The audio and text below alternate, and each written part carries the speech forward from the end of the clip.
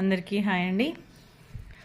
ఇంట్లో సేల్ చేసే వాటిలో ఆఫ్లైన్లో very very very smooth and సాఫ్ట్లో పట్టు శారీస్ అండి. ఇది ఒక్కటే ఉంది.